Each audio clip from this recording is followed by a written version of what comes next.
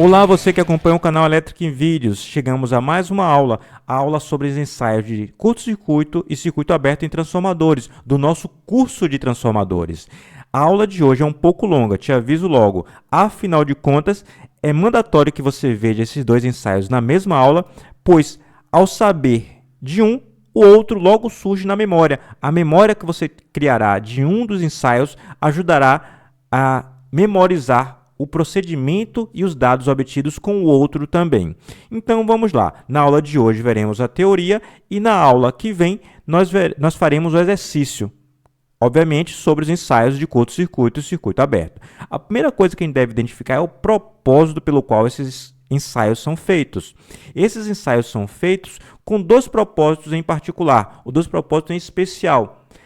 Primeiro deles, a obtenção de dados para cálculo dos parâmetros do modelo do transformador. Isso mesmo, os dados tipicamente são corrente, tensão e potência ativa. A partir da medição desses três valores, nós conseguimos calcular os parâmetros do modelo. Parâmetros do modelo que até o momento presente do nosso curso, nós recebíamos dado fornecido por alguém e agora nós aprenderemos como essas pessoas calculam esses parâmetros, se é que essas pessoas não serão vocês no futuro, né? Vamos lá. O segundo propósito é a medição das perdas nos condutores e também no núcleo magnético, ou seja, a medição das perdas no transformador. As perdas que podem ser as perdas RI ao quadrado do primário e secundário, ou seja, as perdas por circulação de correntes em fios condutores, dois enrolamentos primário e secundário, e também as perdas no núcleo magnético. Afinal de contas, se temos fluxo magnético variando no núcleo, teremos corrente parasita e também o efeito de esterese. Sobre as perdas em núcleos magnéticos, nós já tratamos sobre isso especificamente no nosso curso de circuitos magnéticos. Coloco na descrição do vídeo a aula que leva a esse conteúdo, caso você esteja um pouco mais curioso ou precise relembrar. Vamos lá. Vamos começar com o ensaio de curto-circuito. Aqui eu coloco uma ilustração do ensaio de curto-circuito. Vou tirar algumas variáveis só para a gente entender primeiramente duas partes, que são, em azul, a indicação de um transformador, é uma caixa. Fiz a questão de ilustrar aqui enrolamentos com a mesma quantidade de espiras de forma aproximada, porque no final das contas, para a gente não vai importar muito agora se é o lado de alta ou o lado de baixa que está sendo utilizado como primário ou secundário. A gente não se importa com isso. E aqui, não se importa com isso agora. No final da aula eu vou tratar sobre isso. E aqui eu tenho um medidor. Esse medidor me permite medir corrente, tensão e potência. Ou seja, ele mede a corrente que circula no primário, a tensão aplicada ao primário e a potência ativa que foi solicitada pelo primário do transformador. Note uma coisa. Como é feito o ensaio de curto-circuito? Curto-circuitando o secundário. Aí você já pode imaginar um cenário de irresponsabilidade. Afinal de contas, como alguém curto-circuitaria o transformador? As correntes seriam elevadas. Não obrigatoriamente. Afinal de contas, você não vai ligar na tensão no primário o valor nominal. Você vai ter uma fonte ajustável, aqui representada, no qual você vai aumentar a tensão do valor 0 até o valor no qual a corrente que circule pelo primário seja o valor nominal, no qual a corrente seja o I1N. Essa corrente nominal é um valor no qual o transformador opera normalmente e, portanto, não há nenhum tipo de risco de diminuirmos a vida útil dele. Note, chamaremos a tensão ajustada como tensão de curto-circuito, o V1 ajustado. Chamaremos a corrente que circula no primário, que é a corrente nominal, de corrente de curto-circuito. E a potência ativa solicitada pelo primário, chamaremos de potência de curto-circuito, ou potência ativa de curto-circuito, para ser mais preciso.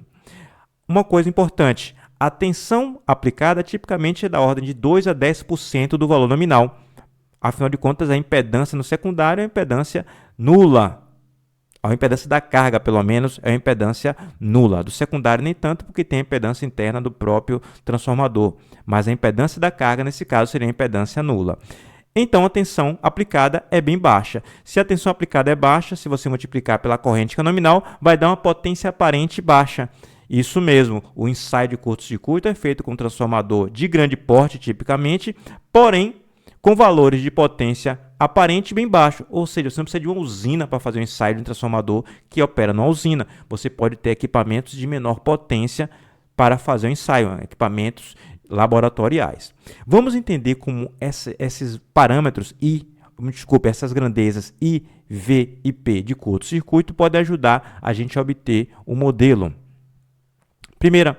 Primeiramente, vamos aqui colocar o modelo com esses valores. Tensão de curto-circuito, que é um valor baixo, I de curto-circuito, que é o valor nominal do primário, potência de curto-circuito, aqui não representada, e aqui do outro lado, a corrente no secundário, que vai ser, obviamente, o valor nominal. Vamos lembrar do modelo do transformador. Aqui, RC em paralelo com JXM é a impedância de excitação.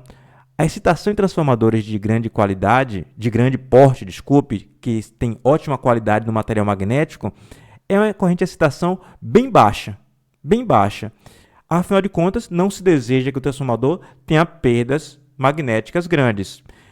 A corrente, portanto, que vai circular vai ser basicamente a corrente que alimenta o próprio curto-circuito e não a excitação.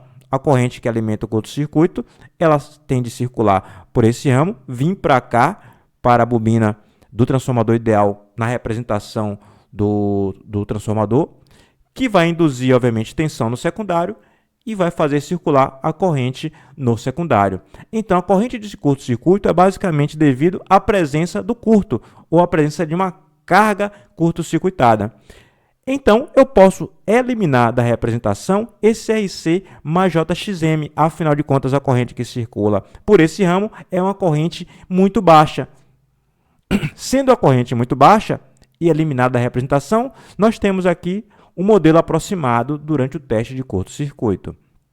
A tensão, a corrente, a impedância do secundário transformador, do enrolamento secundário, foi transferida, refletida, referida ao primário, multiplicando por A ao quadrado, R1 mais A ao quadrado, R2, X1 mais A ao quadrado, X2. Temos aqui, portanto, o R equivalente e aqui a reatância equivalente, ou seja, a impedância equivalente. Modelo esse que nós utilizávamos para fazer análise de regulação. Note uma coisa que vai surgir em sua vida profissional. De vez em quando, essa impedância que chamávamos de impedância equivalente é chamada de impedância de curto-circuito. Por que motivo? Porque ela é obtida no ensaio de curto-circuito ou também porque, quando há um curto-circuito no secundário, quem limita a corrente que circula pelo transformador é essa impedância, a impedância série. Então, você pode chamar a partir de agora essa impedância de impedância equivalente ou de impedância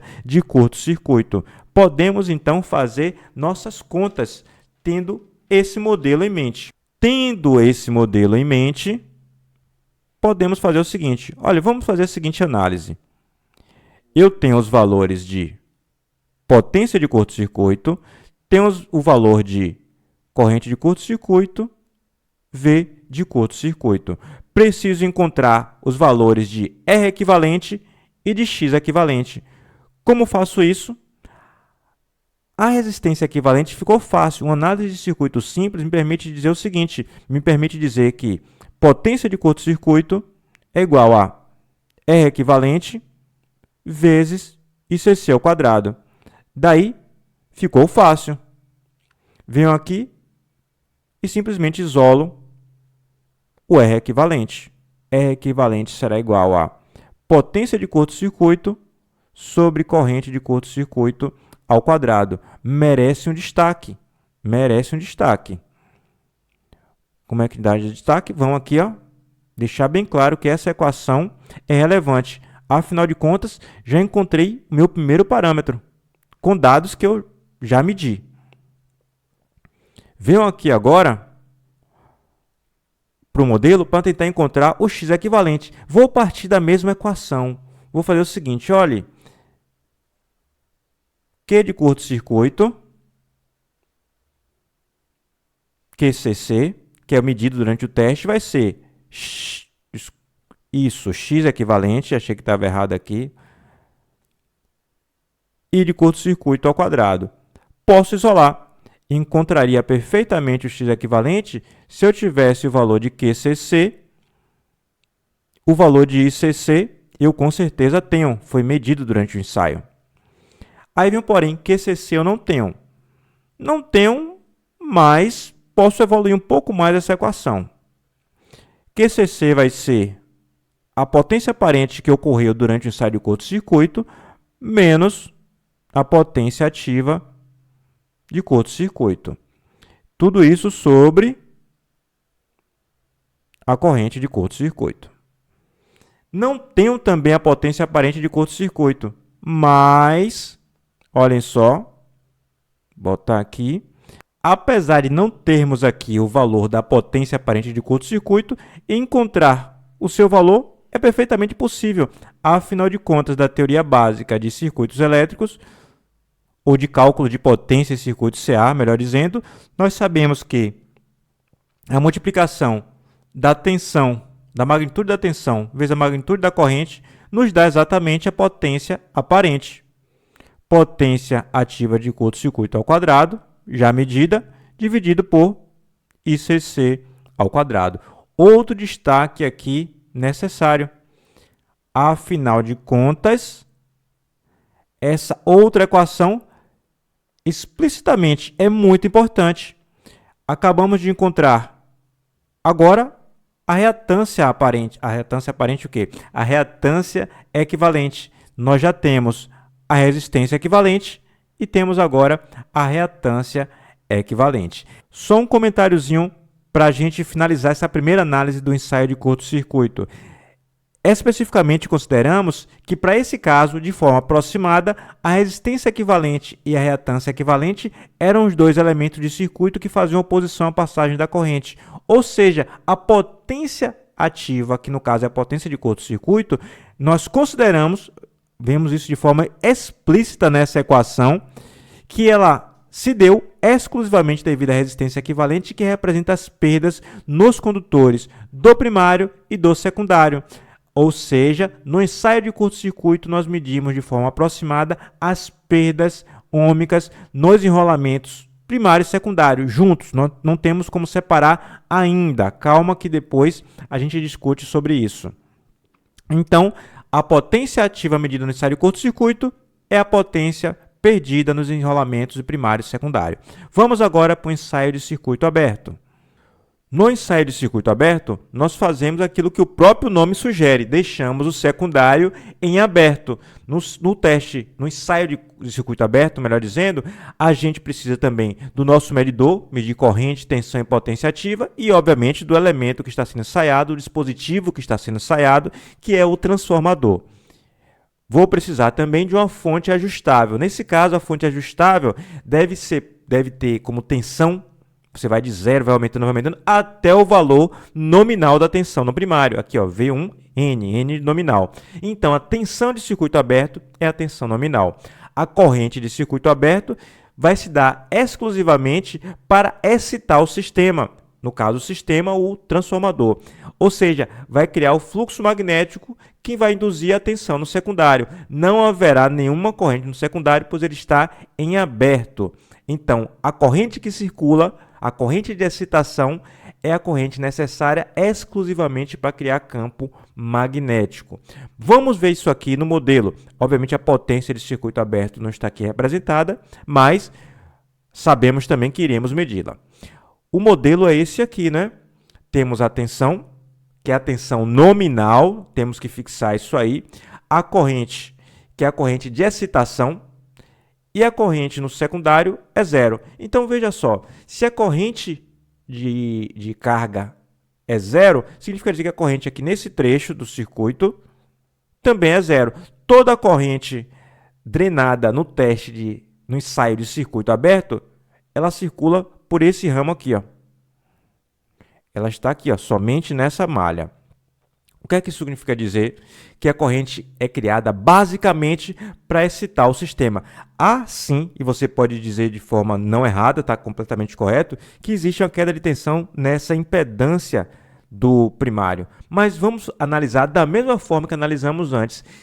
RC em paralelo com XM é um valor muito, mas muito maior do que R1 mais JX1. Significa dizer que essa queda de tensão VA estará basicamente aqui, ó, nos terminais da impedância de excitação. A queda de tensão em cima da impedância do primário vai ser mínima. Portanto, nesse caso específico, o que a gente eliminaria da representação seria exatamente esse R1 mais JX1. O R2 mais JX2 já está fora aqui, a corrente igual a zero, a gente vai desprezá-lo. Mas esse R1 mais JX1 não oferece tanto oposição à passagem da corrente ICA quanto a impedância de excitação. Então, a aproximação que a gente faria para o modelo é essa aqui. Eu posso considerar que como RC em paralelo com XM é tão maior do que o R1 mais JX1, que o R1 mais JX1 eu vou desconsiderar. Então, basicamente, a corrente que circula aqui é a corrente de excitação. Sei, haveria um pouco de dispersão de fluxo, haveria também uma pequena queda de tensão na resistência. Mas note, a corrente que circula aqui está longe de ser nominal, ela está aqui basicamente para excitar o sistema. Vamos lá. Considerando que é esse o nosso modelo, a gente precisa agora desenvolver nossos cálculos para que a gente encontre os valores de RC e XM. Afinal de contas, é atrás disso que estamos.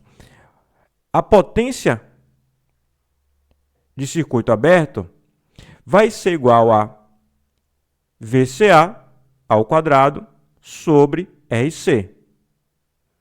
Aqui eu tenho a equação de potência que foi drenada pelo transformador durante o teste, que é tensão ao quadrado sobre corrente. Ou melhor, módulo da tensão ao quadrado sobre resistência. Eu acho que eu falei corrente antes, sobre resistência. RC, que é o que eu estou atrás, vai ser igual, portanto, a VCA ao quadrado sobre PCA.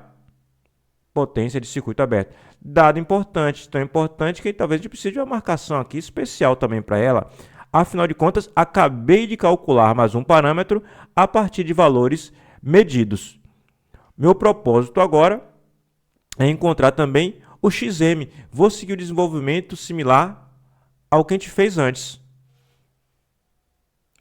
Para encontrar o XM, eu vou fazer o seguinte, olha. Opa, não colocar em vermelho, não colocar em preto. Em vermelho a gente deixa a ênfase. QCA é igual a VCA ao quadrado sobre o XM. Então, eu posso dizer perfeitamente que o XM vai ser igual a VCA ao quadrado sobre QCA. Posso seguir com meus cálculos aqui, ó. VCA ao quadrado vai ser igual ao QCA, que a gente bem sabe que é igual a SCA ao quadrado menos PCA ao quadrado. SCA a gente não tem, VCA a gente mediu, a potência ativa a gente mediu também, mas o VCA não. Mas a gente também sabe quem é a potência aparente é a multiplicação da tensão vezes a corrente, ou melhor, do módulo da tensão vezes o módulo da corrente. Faremos isso então. XM será igual a VCA ao quadrado sobre raiz quadrada de VCA vezes ICA ao quadrado menos PCA ao quadrado. Pronto, chegamos a outra expressão extremamente importante. Afinal de contas, o último parâmetro que eu estava atrás eu consegui. Consegui aqui, ó, o último parâmetro. Tenho, portanto, todo já RC, XM e o R equivalente e o X equivalente, ou R de curto-circuito e X de curto-circuito, eu consegui antes. Aí vale um breve comentário em relação à medição de potência ativa. Note, a potência que você mediu durante o ensaio de circuito aberto, veja o que eu estou dizendo, ouça bem o que eu estou lhe dizendo, é basicamente, conforme a gente fez a nossa aproximação aqui, discussão do modelo, a potência ativa que é transformada em calor por essa resistência RC. Essa resistência RC representa as perdas do núcleo. Portanto, durante o ensaio de circuito aberto, a potência ativa que você mediu é a potência perdida no núcleo, são as perdas no núcleo. Agora existe uma dúvida que você pode ter e uma dúvida perfeitamente justa. Em que lado, alta tensão ou baixa tensão, você faria os ensaios? Dê uma pensada aí em que lado você faria. Olha só, se você tem um transformador pequeno, pequeno eu quero dizer não somente de porte físico, como também de potência. Um transformador, por exemplo, de 127 para 220 volts, cuja potência seja de 1, 2 kVA. Ou seja, um transformador bem pequeno, a corrente num lado é de alguns amperes, ou no outro lado também é de alguns amperes. Ou seja, você tem equipamentos fáceis para fazer todas as medições. Qualquer fonte de tensão que você compra no mercado variável, qualquer variac, resolve o problema e você consegue colocar o valor nominal da tensão, seja 127 ou seja 220. Mas vamos supor que você tem um transformador de 220 volts para 11,9 kV. E aí? Faz toda a diferença do mundo se você escolhe o lado de alta ou de baixa tensão para você colocar os equipamentos. Então vamos lá, vamos pensar primeiro no ensaio de curto-circuito. No ensaio de curto-circuito a gente coloca a corrente nominal. A tensão não chega a ser problema, afinal de contas a tensão que a gente coloca no primário é uma tensão relativamente baixa. Então a fonte de tensão não é o problema é que circula a corrente nominal e, portanto, uma corrente altíssima pode circular pelo transformador, a corrente nominal. Se você tem um transformador de 220 para 11,9, por exemplo, 11,9 kV, significa dizer que o lado de alta tensão é o lado que tem a menor corrente. Então, seria o lado mais fácil de medir a corrente.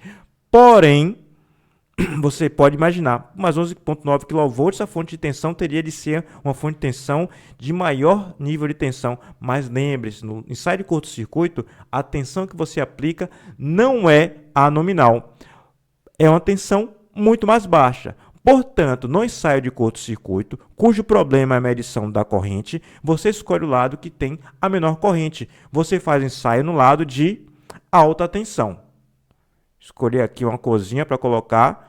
Ensaio de curto-circuito, você coloca os aparelhos, os instrumentos e a fonte de tensão no lado de alta tensão. Agora pense em relação ao ensaio de circuito aberto. Em que lado você faria o ensaio? No caso do ensaio de circuito aberto, a corrente não é problema, porque a corrente vai ser basicamente a corrente de excitação. Então, é uma corrente que se consegue medir com equipamentos relativamente baratos. O problema é a fonte de tensão. Afinal de contas, você tem de colocar a tensão nominal no transformador.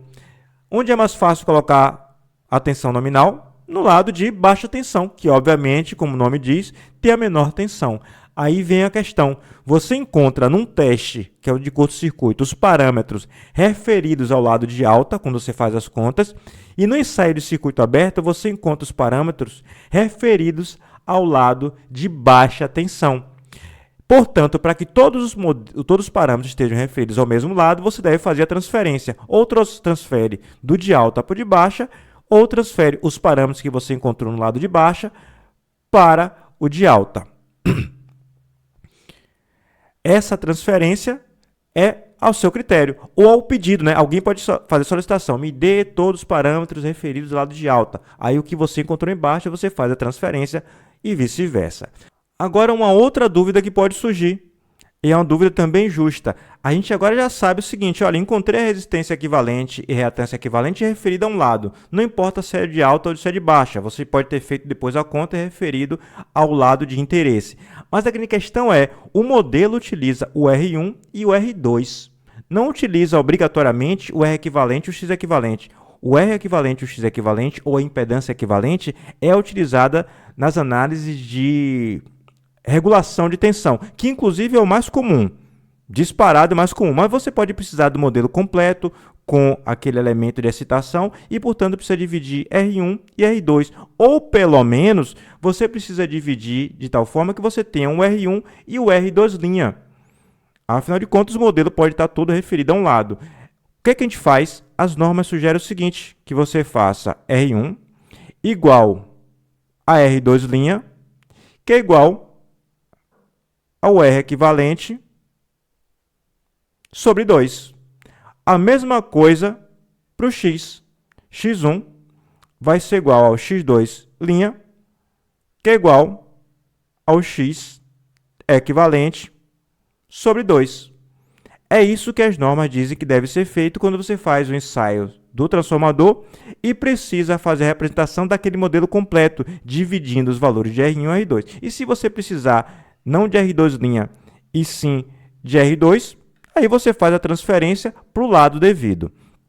Para que isso e todos os detalhes do ensaio que a gente viu hoje, dos ensaios que a gente viu hoje, fiquem claros, a gente tem a próxima aula que se dedica a fazer um exercício detalhado sobre os ensaios de circuito aberto e curto-circuito, além dos cálculos de todos os parâmetros e também da eficiência de transformador. Aguardo você na próxima aula. Até breve!